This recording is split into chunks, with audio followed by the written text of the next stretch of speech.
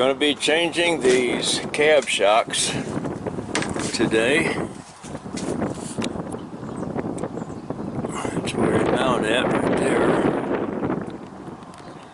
And to get started, I got the truck up on pieces of 2x6 all the way around, and I got a piece of 4x4 in front of the wheels to add as an extra shock. I'm sure the truck's not going to roll. The brakes are on, and it's not much of a hill anyway, just very slightly. And I also disconnected my this is where the leveling valve would normally be. I raised it up about 3 inches. I'll raise it just a little bit more so you can see how I do that.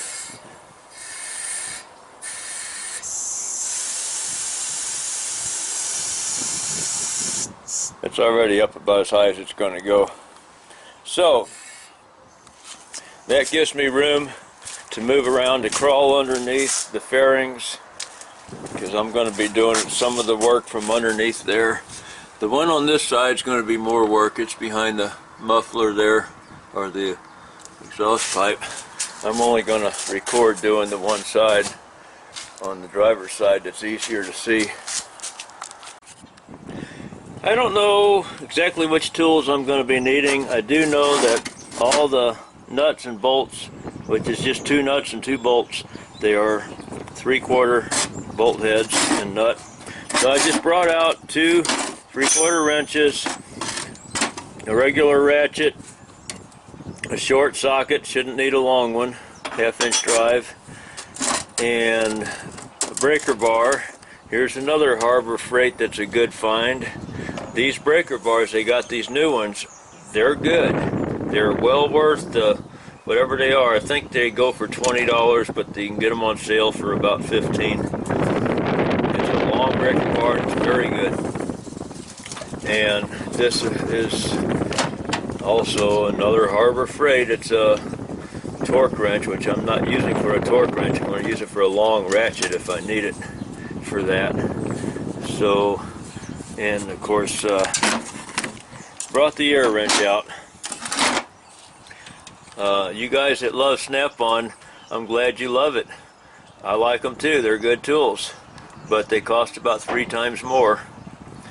So I would rather just go to the store and get when I can buy almost the same quality in some things. I mean, a lot of their Harbor's junk stuff is still junk and not any good, but when I find the good stuff over there, since I got one close to me, I let you guys know what I found. Okay, I'm gonna get under here and start breaking this stuff loose, and it's kind of handy. I can use this battery box for a tool tray because I'm going to be down here on the ground. Got my camera glasses on in case I need some close-up down here. I'm going to get some right now.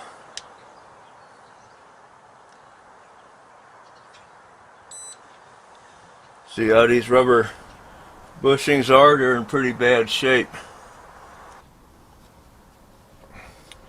Thought I brought a can of spray down here with me. I forgot to.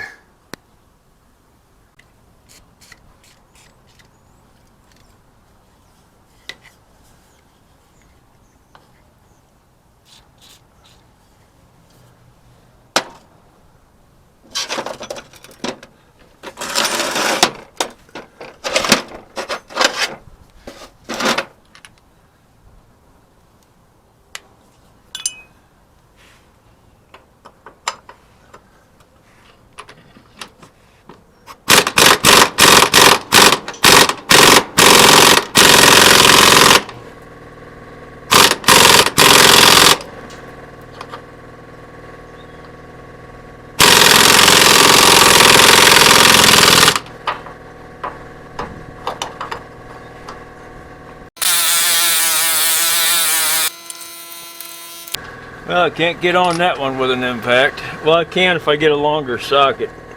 I didn't think I was going to need a long socket. I'm going to try the breaker bar, see if I got room to use that.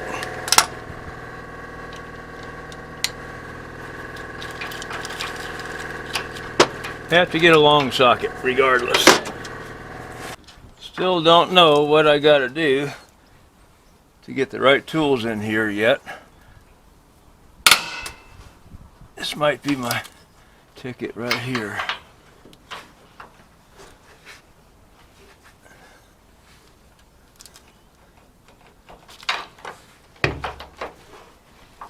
Yeah, this will be it right here. The bolt is stuck inside that little sleeve in there. Because this end I got this end freed up, but this end doesn't want to turn.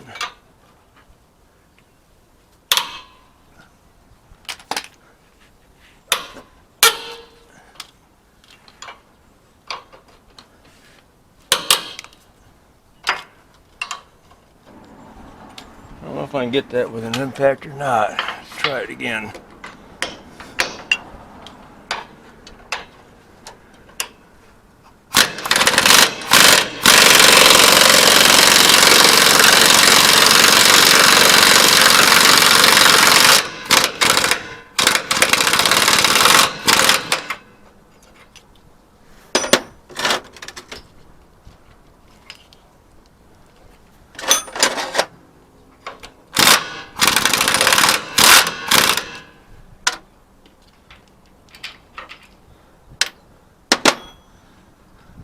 Okay, now to get that out of there.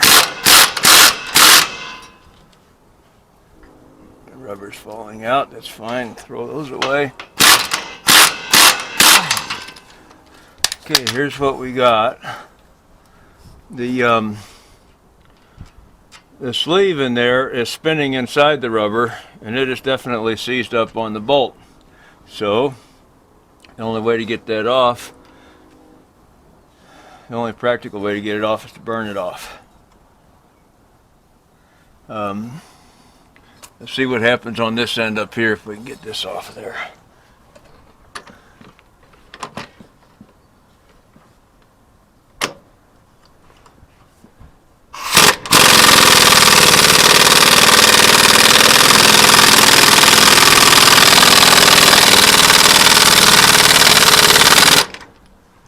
Looks like we've pretty much got the same thing going on up here. Okay, the most practical way to do this is not going to be with sockets and wrenches. And most people don't have the tools. This is a grade. I don't have my glasses on, I got the camera on instead. I can't really count the dots on it. I think I see 3, so that'd be a grade 5 bolt, which is not easy to cut with a Sawzall. It is possible. Probably be better with an abrasive blade instead of a steel cutting blade. And if I light this up with a torch, I gotta look to see if there's anything that'll burn. Okay, over here I got stuff that can burn, so I have to get this out of the way or stay away from it. Over here I should be safe.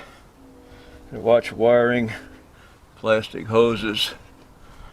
Sawzall is going to be a problem. It's going to take a long time, and you got to hold it up there at an awkward angle. It is what it is. Got to do what I got to do.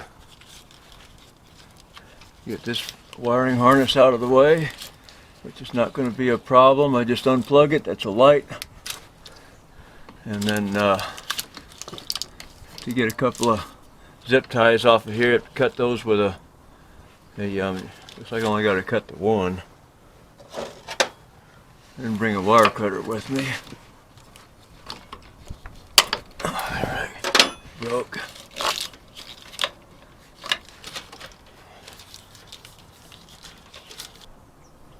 Somebody was asking about changing airbags. Well, here you go. There's the airbags on the cab right there.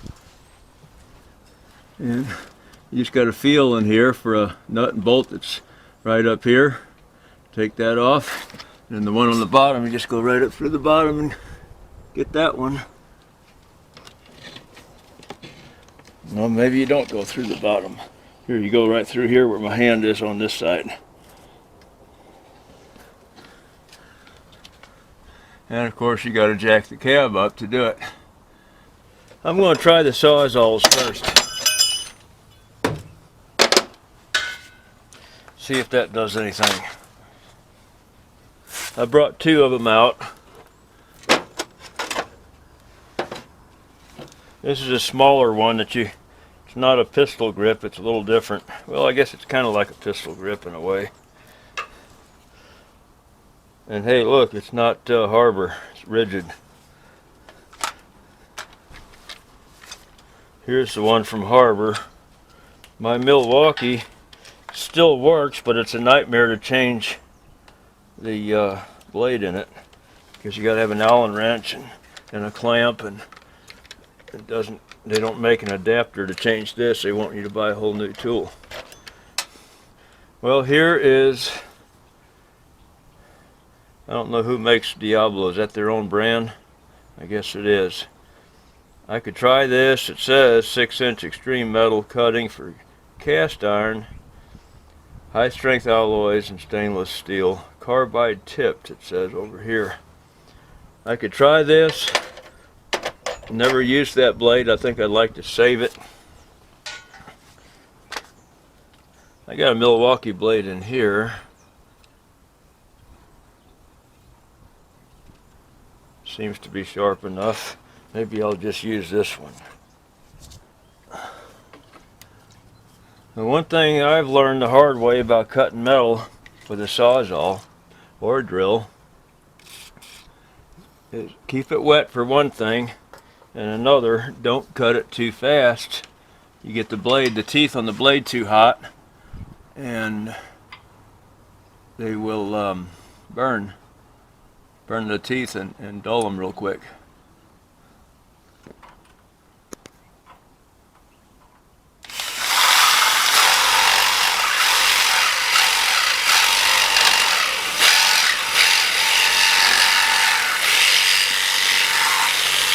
Guess what? It's cutting, but this doesn't have variable speed. So that's better used on wood than metal. I do love these quick change deals on these.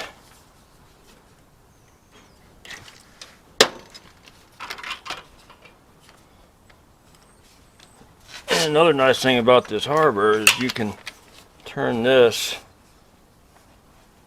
to a different angle.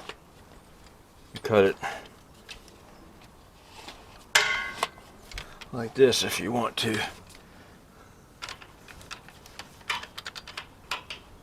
That's nice.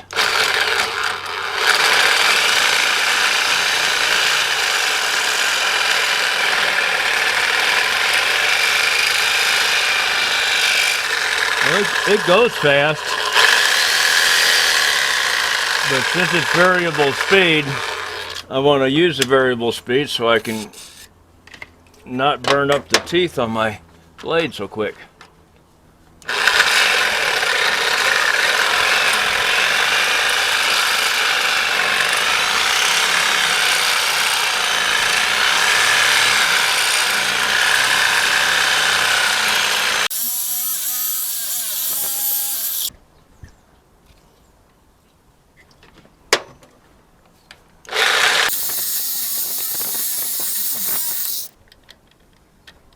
This feels like it's still sharp.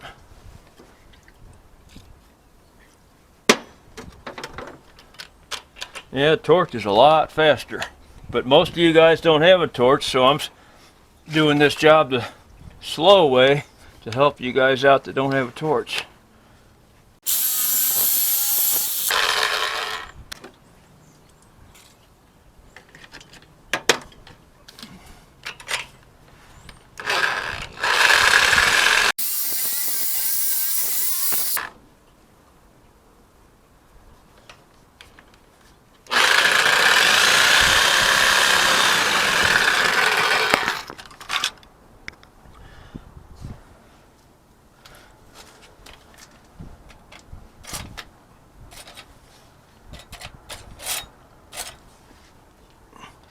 Okay, the bolts came out of it.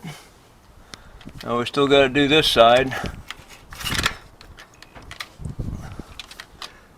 I finished cutting it with this Diablo carbide tipped blade, and seems to be the ticket. Now I got to push this thing up if I can. So I can get it out of there. Then I got to get this one off.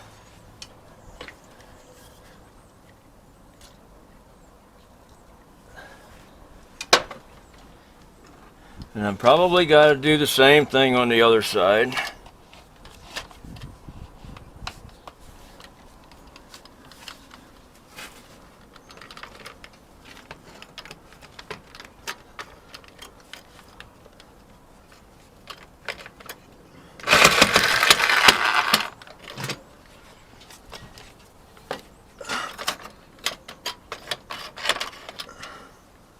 Not a lot of room to do this. Tell you what I'm going to do. I'm going to burn it. I got a torch. I'm not going to waste all day with a Sawzall. I'm going to burn it. But at least you know that if you don't have a torch, that's what you got to do. And that Diablo blade that I showed earlier seems to be the ticket. I think I have everything here I need. Got the torch, got the lighter, got a bottle of water. I'm going to get a bath because this rubber is going to light up and it's going to stink. This is not a good, safe thing to do, but I don't know how else to do it. Got to cut that off of there.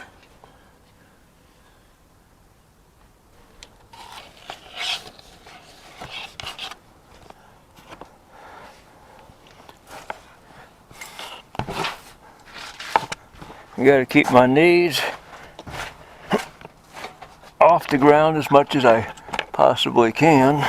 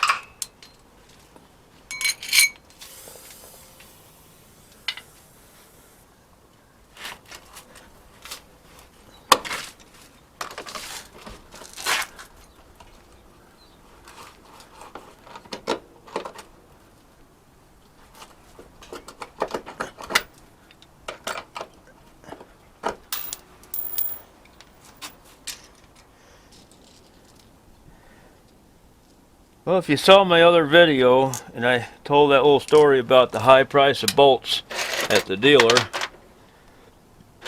I didn't know if I'd need these. It's got the washer, lock washer built onto them or not. I just thought, well, they're there, I'll get some. Anyway, less than $3 for all of these 1/2-inch bolts, 4 inches long.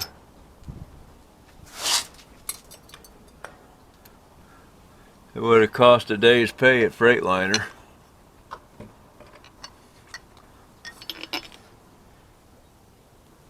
This thing is not at a good angle for this.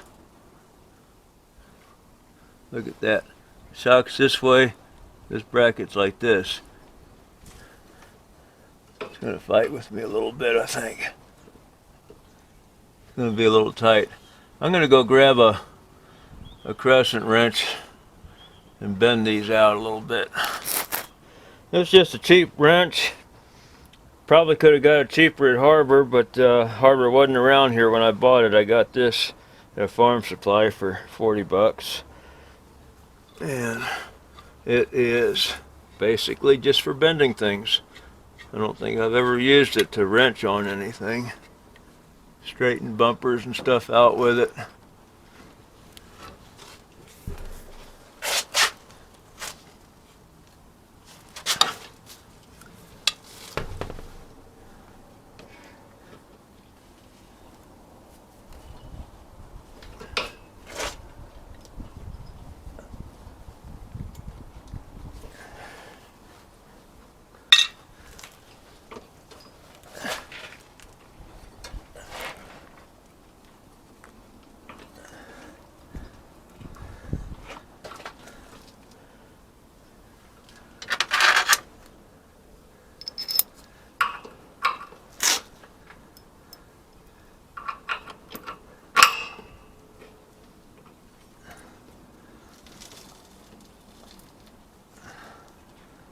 It's going to be a little bit of a problem to line this thing up.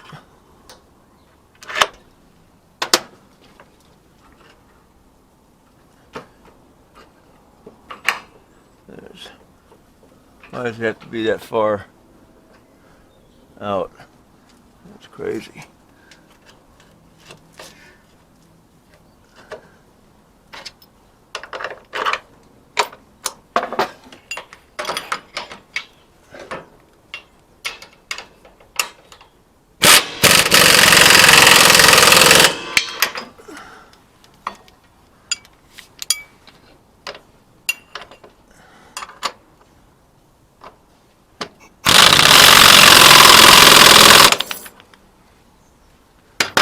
That'll do it for this side.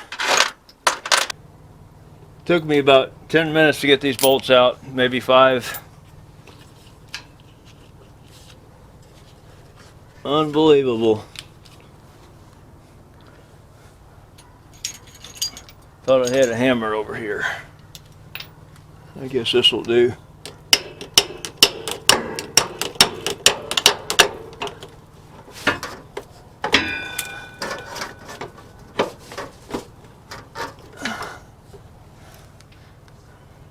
I do have a hammer, but now I don't need a hammer. Now I need something to pry this down.